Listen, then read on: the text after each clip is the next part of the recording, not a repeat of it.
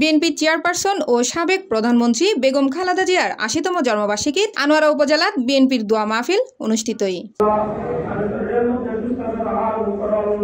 আগস্টের ১৫ তারিখ শুক্রবার বিয়েল্লে উপজেলার চাতরি চৌমুহনীস্থ বিএনপির কার্যালয়ত খালেদা জিয়ার সুস্থতা কামনায় দোয়া মাহফিলত প্রধান অতিথির বক্তব্য রাখে চট্টগ্রাম দক্ষিণ জেলা বিএনপির সদস্য সচিব লায়ন হেলাল উদ্দিন।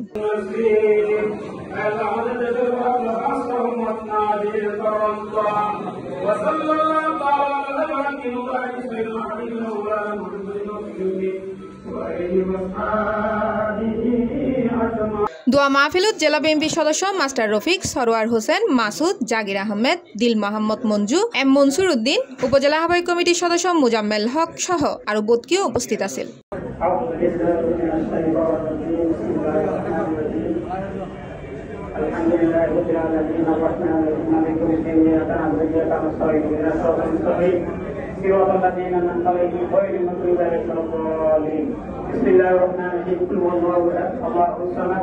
لم يلد ولم يولد ولم يكن له كفوا احد.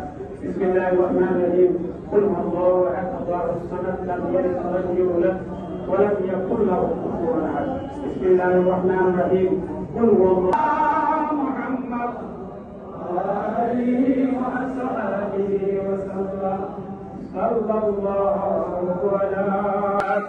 এছাড়া ৭১ মুক্তিযুদ্ধের বীর শহীদগণ, ৯০ গণতান্ত্রিক আন্দোলন ও ২৪ গণ অভ্যুত্থান শহীদ হলর আত্মার মাগফিরাত ও আহত হলর সুস্থ কামনায় দোয়া ও মুনাজাত করা হয়।